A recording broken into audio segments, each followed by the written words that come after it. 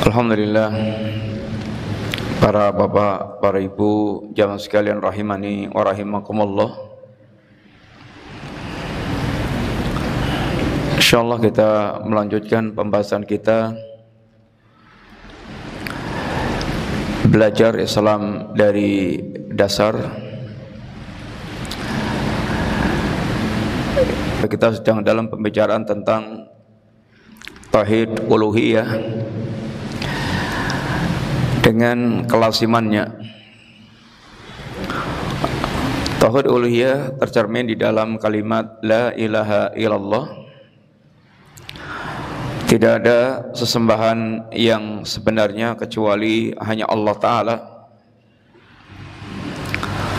Kalimat ini menuntut kita untuk totalitas dalam mempersembahkan ubudiyah hanya kepada Allah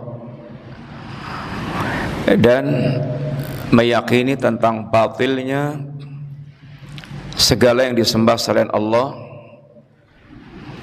sehingga benar-benar dia berlepas diri dari segala bentuk sesembahan selain Allah Ta'ala. Tauhid tidak hanya menuntut kita meyakini Allah, dan tauhid tidak hanya sekedar menuntut kita sudah beribadah kepada Allah, tapi tauhid menuntut kita adalah beribadah kepada Allah dan tidak mempersembahkan ibadah jenis apapun kepada selain Allah Subhanahu wa Ta'ala. Dan telah kita lewati juga insyaallah pembahasan kenapa kita mesti bertauhid. Karena kita diciptakan Allah ya semata-mata untuk mewujudkan tauhid ini. Wa ma khalaqtul jinna wal insa illa liya'budun. Tidaklah kuciptakan jin dan manusia kecuali dalam rangka untuk beribadah kepadaku. Yang para ulama menyebutkan liya'buduni ay liyuwahiduni. Dalam rangka beribadah kepadaku maksudnya adalah dalam rangka untuk mentauhidkanku. Demikian juga karena semua para rasul, nabi dan rasul, mereka dakwah utamanya adalah ajakan untuk mentauhidkan Allah Ta'ala. Semua bentuk pelaksanaan syariat yang lainnya adalah konsekuensi dari mentauhidkan Allah Ta'ala. Allah turunkan Al-Quran dan kitab-kitab sebelum Al-Quran tujuannya adalah mengajarkan agar manusia mereka mentauhidkan Allah Ta'ala. Alif Lam Ra, kitabun uhkimat ayatihi summa fussilat millatun. Ini Alif Lam Ra, kami turunkan Al-Quran uhkimat ayatihi, yang kami kokohkan ayat-ayatnya, ayat-ayat yang ini kokoh, disusun Allah bagus. Thumma fussilat, kemudian ayat ini diperjelas oleh Allah, didetailkan dari Allah Subhanahu wa Ta'ala yang Maha Hakim. Lalu Allah ta'budu illa iya. Lanjutnya, jangan kalian beribadah kecuali hanya kepada Allah Ta'ala. Sehingga turunnya Al-Quran dalam rangka untuk mengantarkan manusia, mengajari manusia bagaimana mentauhidkan Allah Ta'ala. Ditegakkannya al-wala' wal bara'. Siapa yang mesti kita berikan loyalitas, siapa yang mesti kita berlepas diri. Standarnya adalah kalimat tauhid la ilaha illallah. Muslim kita memberikan loyalitas, sedangkan yang menolak kalimat la ilaha illallah maka kita memberikan bara'ah. Dan contoh yang Allah contohkan kepada kita, teladan yang sangat bagus adalah Nabiullah Ibrahim alaihissalam.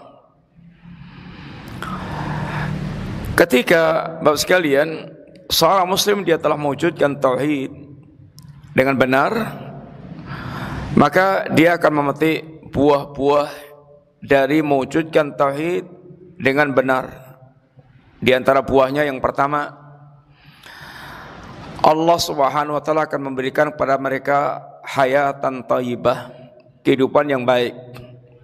Kehidupan yang baik adalah al-hayatus sa'adah, itu kehidupan yang penuh dengan kebahagiaan. Dan al-hayatus sa'adah adalah itmi'nanul qalbi wangsirahu sadri, hatinya tenang dan dadanya lapang. Ini yang disebutkan Allah di dalam ayat, man amila salihan min dzakarin aw untha wa huwa mu'min falanuhyiyannahu hayatan thayyibatan. Barang siapa yang beramal saleh, amal saleh adalah amal yang sesuai dengan syariat, tuntunan, ajaran Allah dan Rasulnya, itu amal saleh. Tidak setiap amal yang dianggap baik oleh manusia itu adalah tergolong amal saleh. Dan amal saleh itu adalah amal yang tegak di atas ini keikhlasan dan kecocokannya dengan syariat, ajaran ini Allah dan Rasulnya. Barang siapa ini beramal saleh, baik laki-laki maupun perempuan, wa huwa mu'min, sedangkan dia mukmin. Sehingga mukmin yang beramal saleh, hatinya dihiasi dengan iman, hatinya dihiasi dengan keyakinan tentang Allah, tentang malaikat, tentang kitab-kitab, tentang Rasul, tentang yaumul akhir, tentang takdir. Hatinya hiasannya itu. Ada hati yang hiasannya kekufuran, kesyirikan, kemunafikan. Tapi hatinya seorang mukmin hiasannya adalah akidah yang lurus, keyakinan-keyakinan yang telah diajarkan oleh Allah SWT. Di antara pokoknya adalah yang terdapat di dalam arkanul iman. Kemudian keyakinan ini akan melahirkan amal saleh, amal-amal yang diridhai oleh Allah SWT. Orang yang mereka hidupnya berhias iman, kemudian dia disibukkan hidupnya dengan amal saleh, amal-amal ketaatan kepada Allah, dia memaksimalkan hidup itu semuanya adalah kebaikan. Karena Allah mengatakan wab'alul khaira la'alakum tuflihun. Lakukan kebaikan jika kalian orang-orang yang agar kalian menjadi orang-orang yang beruntung. Keberuntungan hidup ini hanya pada orang-orang mereka menghias hidupnya dengan kebaikan-kebaikan di atas dasar iman. Orang yang mereka seperti ini beriman lalu menyibukkan hidupnya dengan amal saleh, falanuhyiyannahu hayatan thayyibatan, kami akan memberikan kepada dia kehidupan yang baik. Kehidupan orang yang mereka hidupnya senantiasa menghadap Allah, kesibukannya adalah dia fokus kepada Allah Subhanahu wa taala. Bagaimana dia senantiasa berusaha untuk selalu mencari ridhanya Allah Subhanahu wa taala. Orang seperti ini dia akan mengalami kehidupan yang baik. Allah berikan kehidupan yang baik. Kehidupan yang baik tadi kita sebutkan yaitu al-hayatus sa'adah, kehidupan yang bahagia. Dan kehidupan yang bahagia itu adalah itmi'nanul qalbi wangsirahu sadri. Hatinya tenang, dadanya lapang. Bapak sekalian, model kehidupan yang orang bisa senantiasa berlapang dada dan hatinya tenang, itu hanya dimiliki oleh orang yang mereka beriman kepada Allah Ta'ala. Seperti yang telah kita sering sampaikan, kalau orang mendapatnya nikmat senang itu biasa. Tapi kalau orang dia diguncang masalah, mendapatkan musibah, ada ujian-ujian dalam kehidupannya, tapi tetap bisa tenang, tetap bisa dia hatinya berlapang dada. Ini gimana caranya? Enggak ada cara lain kecuali hatinya menghiasi dengan iman. Seorang mukmin hatinya akan tenang apapun yang dia hadapi. Selama dia bertakwa kepada Allah Ta'ala, dia senantiasa melakukan kebaikan-kebaikan kepada Allah Ta'ala, hatinya akan senantiasa dia berlapang dada, tenang. Kalau seandainya dia ditimpakan musibah, musibah memang pahit. Tapi bagi orang yang mereka beriman, yang mengembalikan seluruh masalah kepada Allah SWT, hatinya bisa tenang, hatinya bisa ridha dengan apa yang menimpa dirinya, dan bahkan dia bisa yaitu membangun harapan di balik musibah yang dihadapi, sehingga bisa bahkan tingkatannya bisa bersyukur kepada Allah, yakni mensyukuri pahala-pahala yang akan dijanjikan, yang telah dijanjikan Allah bagi orang mereka bersabar. Maka Nabi katakan, ajaban li amril mu'min, sangat mengherankan, sangat menakjubkan kehidupan seorang mukmin. Inna amrahu kullahu lahu khairun, semua perkaranya baik bagi dia, baik, nggak ada yang buruk. Apapun situasi yang dia hadapi adalah baik, selama dia tidak bermaksiat kepada Allah, selama dia tidak durhaka kepada Allah. Yang hidup ini adalah ujian. Yang Allah katakan, alladzi khalaqal mauta wal hayata liyabluwakum. Allah menciptakan kematian dan kehidupan itu untuk menguji kalian. Ayyukum ini ahsanu amala, mana yang paling baik mereka amalnya. Siapa yang paling baik amalnya? Siapa yang paling baik kiprah amalnya ketika hidup di dunia? Baik itu antara hidup bersyukur dan antara hidup dia bersabar. Karena kehidupan kita ini kalau enggak kedatangan nikmat, ya Allah tahan nikmatnya, atau bahkan Allah cabut nikmatnya. Orang mukmin kalau dia kedatangan nikmat Allah, maka dia pun bersyukur kepada Allah, dan itu baik bagi dia. Kalau dia kedatangan musibah-musibah, dia bersabar, itu baik bagi dia, dan itu akan membuat mereka tenang.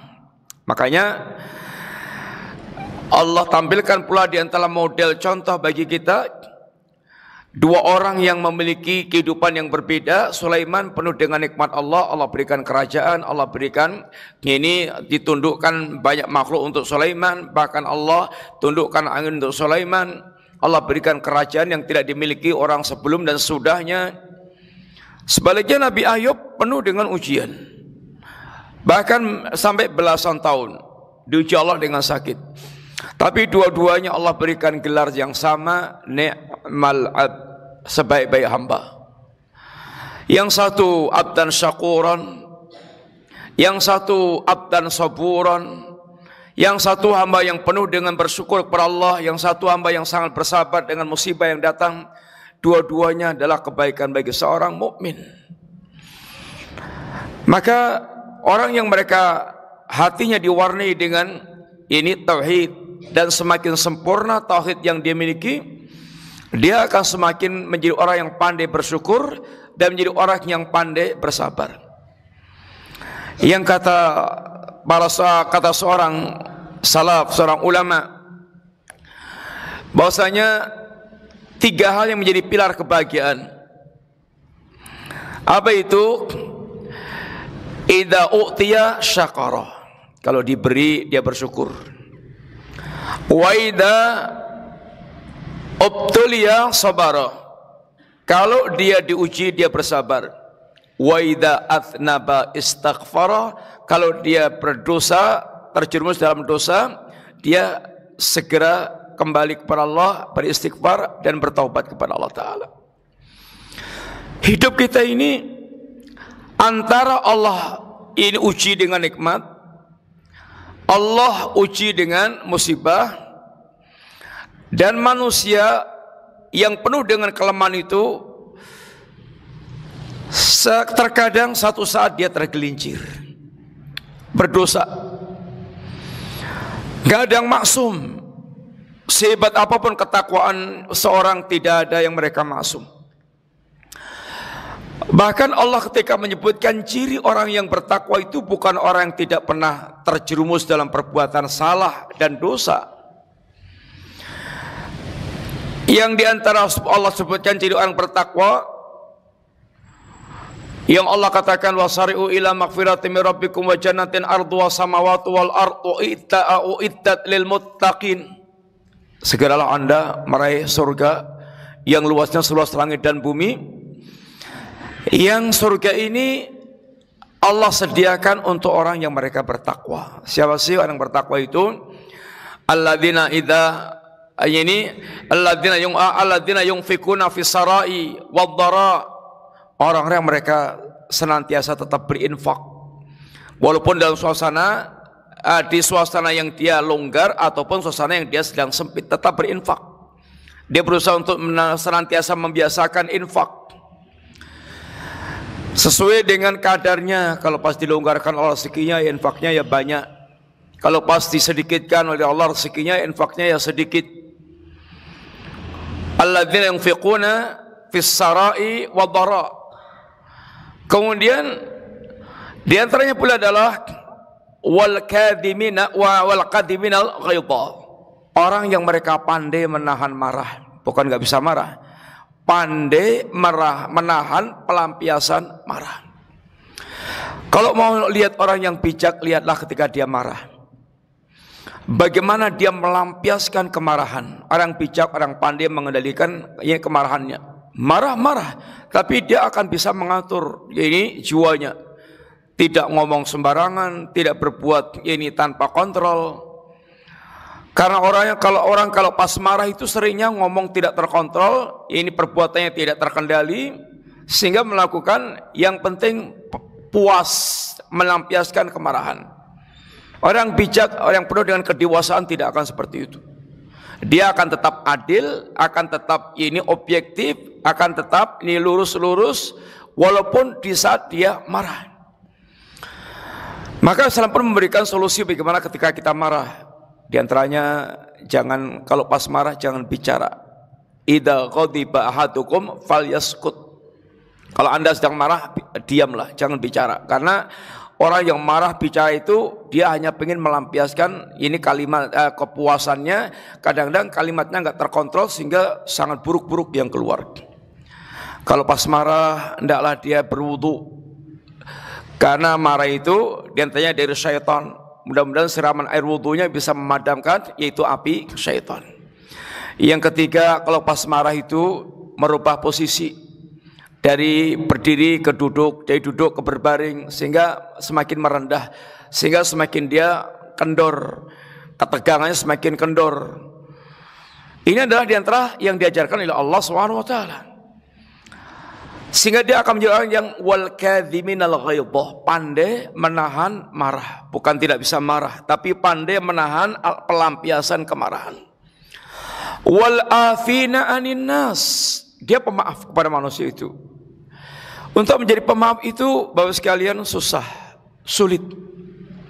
Apalagi dia bisa membalas, dia bisa melampiaskan itu kemarahannya, tapi dia maafkan. Yang pemaaf ini untuk memiliki sifat pemaaf itu membutuhkan energi besar. Rasulullah SAW memiliki risalah yang judulnya Al-Umur Al-Mu'inah Ala Sabri Al-Adal Khalqi. Hal-hal yang bisa membantu kita untuk bersabar terhadap gangguan manusia. Poinnya ada 20. Artinya kekuatan untuk kita bisa menghadirkan menjadi orang yang memaafkan orang itu banyak faktor yang mesti betul-betul kita berusaha untuk miliki. Semakin dia sempurna mewujudkan poin-poin tersebut, semakin sempurna dia mewujudkan kesabaran dalam menghadapi gangguan itu manusia. Wallahu yuhibbul muhsinin, Allah suka dengan orang berbuat baik. Dia menahan marah, bahkan memaafkan manusia. Kadang bisa menahan marah tapi nggak bisa memaafkan. Dia menahan marah bisa memaafkan, kadang sudah memaafkan nggak bisa berbuat baik. Allah suka dengan mereka berbuat baik. Kemudian Di antaranya lagi, alladzina idza fa'alu fakhishatan aw dhalamu anfusahum dzakarullaha fastaghfaru lidunubihim. Yaitu orang-orang yang mereka ketika terjerumus dalam perbuatan fahisah, perbuatan maksiat secara umum. Sehingga boleh jadi seorang mukmin tapi dia terjerumus, sangat mungkin. Karena dalam diri kita ada nafsu, kadang nafsu ini sangat menguasai, iman kita sedang drop, iman kita sedang keadaan lemah, lalu nafsu menguasainya, lalu dia kemudian sempat berbuat maksiat, sangat mungkin. Tapi orang mukmin itu orang yang hatinya telah diwarnai iman, pengagungan kepada Allah, ingat tentang yaumul akhir. Begitu dia terjerumus, memang terjerumus dia, tapi imannya mengusik, sehingga pengagungannya kepada Allah, rasa takutnya kepada Allah, kemudian bayangannya tentang kampung akhirat, itu membuat dia hatinya kemudian bisa bergejolak untuk dia segera kembali kepada Allah, mengharapkan ampunan Allah, bersimpuh di hadapan Allah Ta'ala. Dia merasa hina di hadapan Allah Subhanahu Wa Ta'ala. Orang kalau tidak pernah terjerumus dalam perbuatan maksiat bisa bahaya, bisa kejangkitan penyakit yang bisa membuat amal dia hancur. Di antaranya ujub. Maka ketika seorang terjerumus dalam perbuatan kesalahan atau maksiat, atau kepleset dalam suatu kesalahan, dia disadarkan Allah dia punya kekurangan, agar dia kemudian kembali kepada Allah, agar dia betul-betul bagaimana menghinakan diri di hadapan Allah Subhanahu Wa Ta'ala. Dan itu hakikat seorang hamba. Sampai ada ucapan kalimat para salaf kita, ada orang masuk surga gara-gara maksiat, ada orang masuk neraka gara-gara amal taat. Gimana sih? Kok bisa begitu? Iya. Dijelaskan, orang yang mereka habis maksiat ini, maka maksiatnya kelihatan di kedua kelopak matanya terus, sehingga dia bersimpuh di hadapan Allah Ta'ala, sehingga dia betul-betul bagaimana menghinakan diri di hadapan Allah Ta'ala, sehingga dia betul-betul merasa hina di hadapan Allah. Dan itulah hakikat seorang hamba. Dengan itu Allah ampunkan dosanya, Allah masukkan dia ke surga. Tapi ada orang mereka itu gara-gara ketaatannya itu, kelihatannya itu taat, baik. Tapi dia dijangkiti penyakit ujub. Merasa dia top. Dia merasa hebat, lupa kalau kemudian dia dalam bertaat kepada Allah itu adalah merupakan bagian karunia Allah pula kepada orang tersebut. Sampai membuat dia kemudian ujub. Ujubnya itu yang membuat dia kemudian dihancurkan Allah, yaitu pahala amalnya.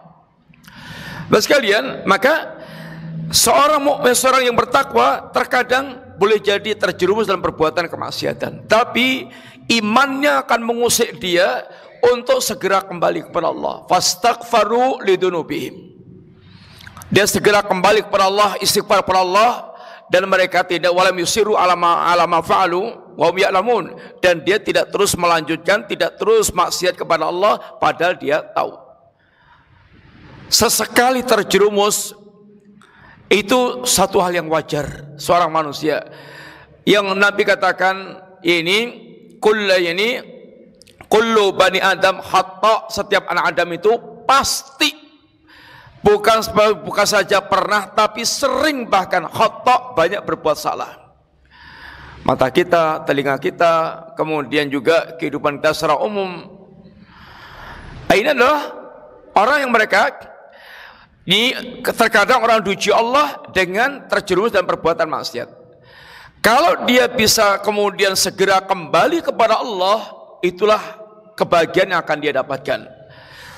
Seorang mukmin, atau sehingga dikatakan faktor kebahagiaan tadi, satu, dia itu adalah ketika diberi bersyukur. Itu adalah kelapangan hidup bagi dia, senantiasa bersyukur kepada Allah Ta'ala. Kalau dia diuji wa idabtulia sabara, kalau dia diuji Allah, dia bersabar, sehingga itu pun akan mewariskan kebaikan kepada dia. Kalau dia terjerumus dalam perbuatan maksiat, maka dia segera istighfar, bertaubat, kembali kepada Allah. Orang yang seperti ini dia hidupnya akan sangat lapang, hatinya akan sangat tenang, selalu kembali kepada Allah. Ala bidzikrillahi tatmainnul qulub.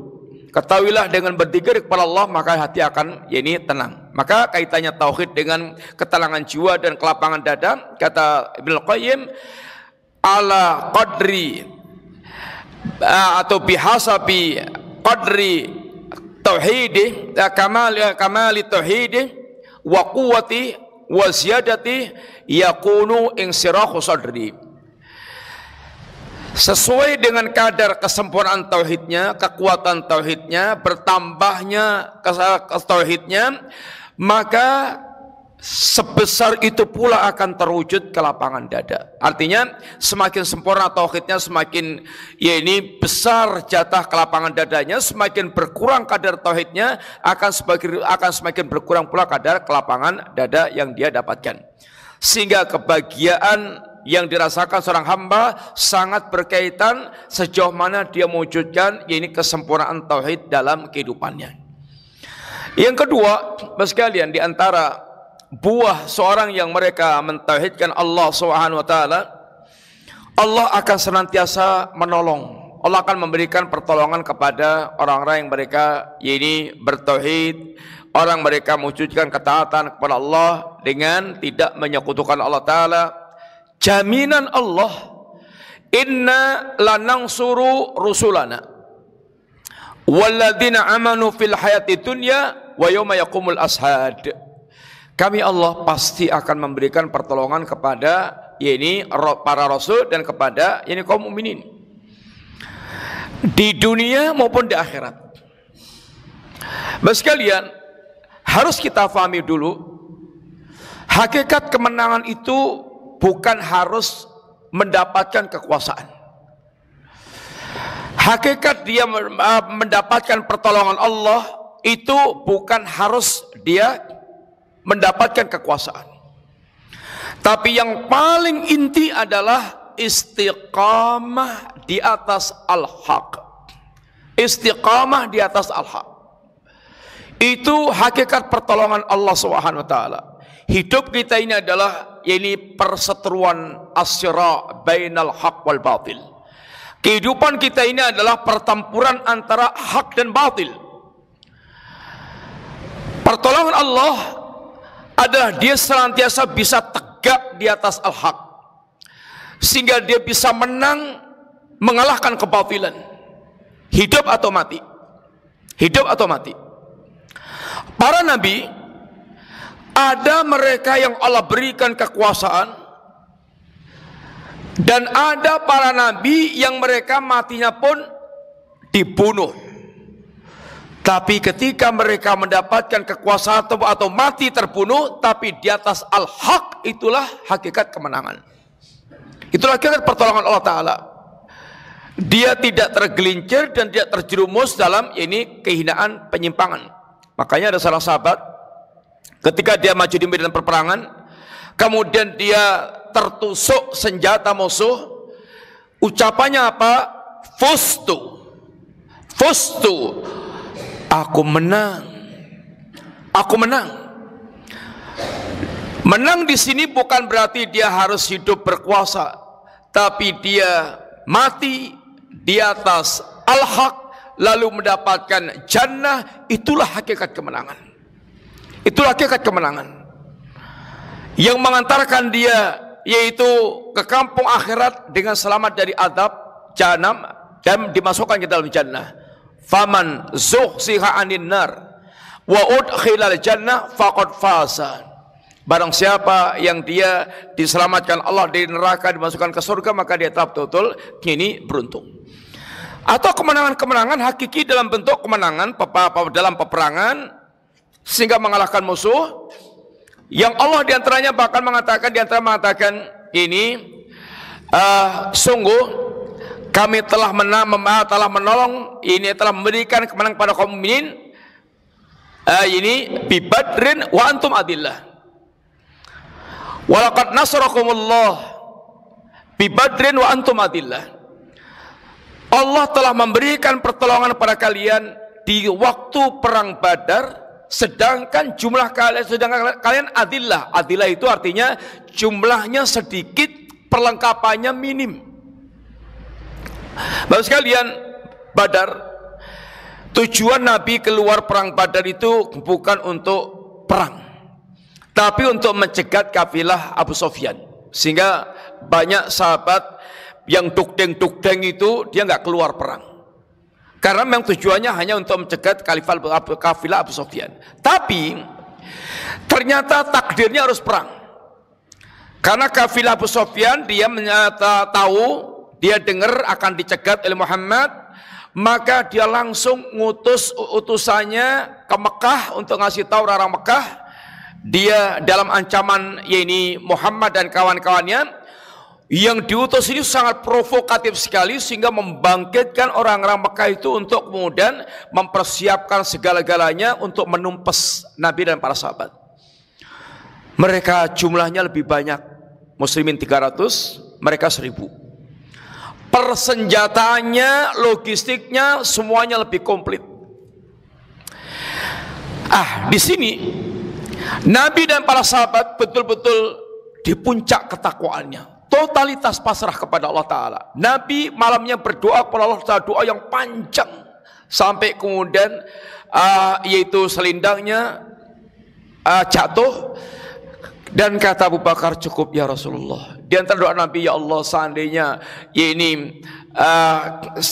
engkau mukminin kalah pada hari ini, maka engkau tidak akan lagi disembah oleh manusia di muka bumi. Allah Subhanahu wa taala di perang Badar, Allah tolong dengan turunnya malaikat ulufun, ribuan malaikat, sehingga para sahabat menyaksikan banyak kepala-kepala kufar yang terpenggal dan tidak tahu siapa yang memenggalnya itu. Sehingga Allah ingatkan, walaqad nasarakumullahu fi bi Badrin wa antum adillah. Ingat, Allah pernah memberikan pertolongan kepada kalian di perang Badar, dan jumlah kalian saat itu sangat sedikit. Sehingga, dan muslimin selalu perperangan itu jumlahnya lebih sedikit. Perang Uhud, berapa orang kafir jumlahnya, kawan? Perang Uhud berapa jumlahnya orang kafir? Muslim berapa? Orang Muslim 1000, orang kafir 3000, 1/3 lagi. Sudah hanya 1300 orang di tengah jalan, orang-orang munafik belot, sehingga betul-betul menjadi pukulan mental bagi muslimin. Bahkan sempat sengketa muslimin antara menyelesaikan orang munafik dengan terus.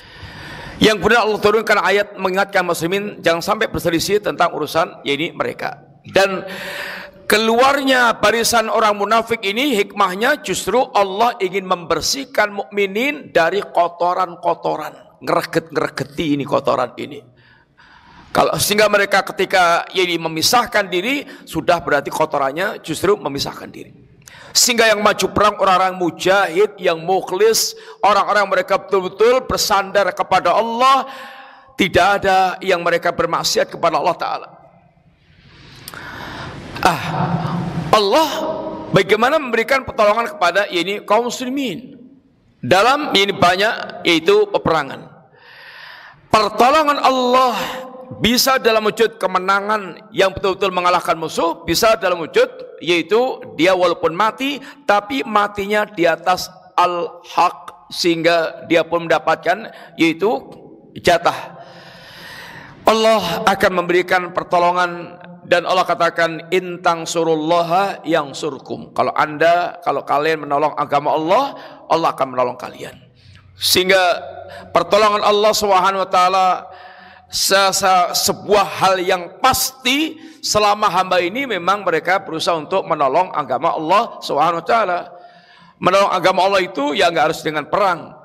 Menghidupkan ajaran Allah di tengah-tengah kehidupan kita. Masjid gadang sholat jamaah, dia kemudian berangkat sholat jamaah walaupun sendirian atau berdua atau bertiga, dia menghidupkan ajaran Allah di tengah orang mereka tidak menghidupkan agama, tidak menolong agama Allah Ta'ala. Agama Allah dicuekin, dibiarkan aja, syariatnya melangkrak, dibiarkan, nggak diterapkan. Kemudian Anda tergerak untuk mewujudkan ajaran Allah, Anda menolong agama Allah sehingga agama Allah nampak hidup, sehingga nampak ini diwujudkan di tengah banyak orang mereka cuek dan tidak mau tahu tentang agama Allah Ta'ala. Orang sibuknya hanya dunia sampai nggak ada yang mikir tentang ya ini hidupnya agama Allah. Anda tampil untuk betul-betul menghidupkan agama Allah, Anda telah menolong agama Allah Ta'ala.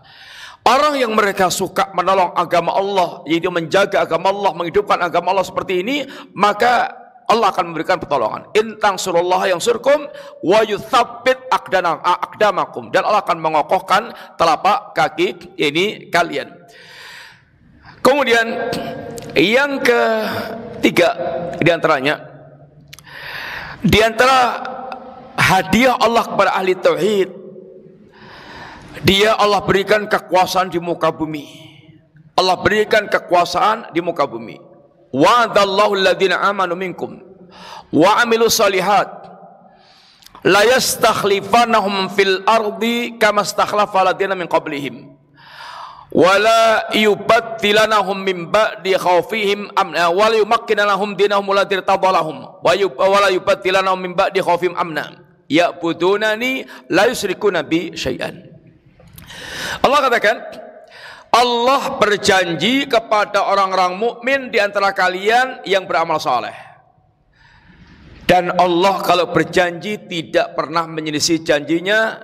La yukhlifallahu wa'dah. Allah tidak pernah menyelisih janjinya. Apa janji Allah kepada mukmin yang beramal saleh? Satu, la yastakhlifannahum fil ardi kama stakhlafal ladzina min qablihim. Allah akan memberikan kekhilafahan, kekuasaan di muka bumi sebagaimana Allah berikan kekuasaan kepada orang sebelum ini mereka.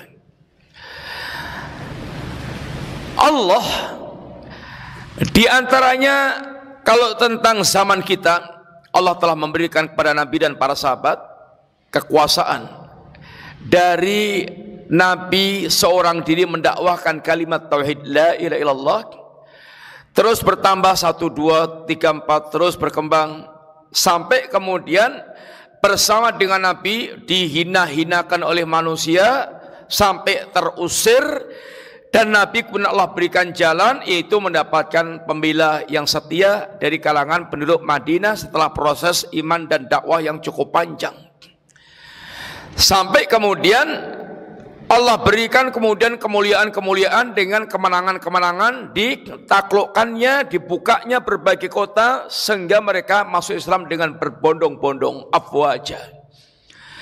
Kemudian Khulafaur Rasyidin sampai Umar pun mewariskan kepada muslimin bumi sepertiga dunia itu diwariskan pada muslimin. Tentu dengan jihad, dengan tertumpahnya darah dan dakwah yang dilakukannya. Luas sepertiga dunia diwariskan Umar kepada ini kaum muslimin. Ini adalah kekuasaan. Sampai kemudian muslimin memegang kendali kekhilafahan dengan pasang surutnya dan dengan segala kondisinya, sampai dinyatakan runtuh 1924, sehingga antara kenabian Nabi di Madinah Allah berikan kekuasaan sampai 1924, panjang banget, ribuan tahun lebih, seribuan tahun lebih. Sehingga paling enggak kita ada gambaran bahwa memang Allah pernah memberikan kekuasaan kepada kaum muslimin, bukan hanya sekedar ini teori ayat, tapi Allah telah pernah memberikan kekuasaan pada kaum muslimin. Kemudian Allah berikan keteguhan agama dan Allah gantikan ke rasa takut dengan rasa aman. Kapan itu Allah akan berikan? Ya budunani la yusyrikuna bi syai'an.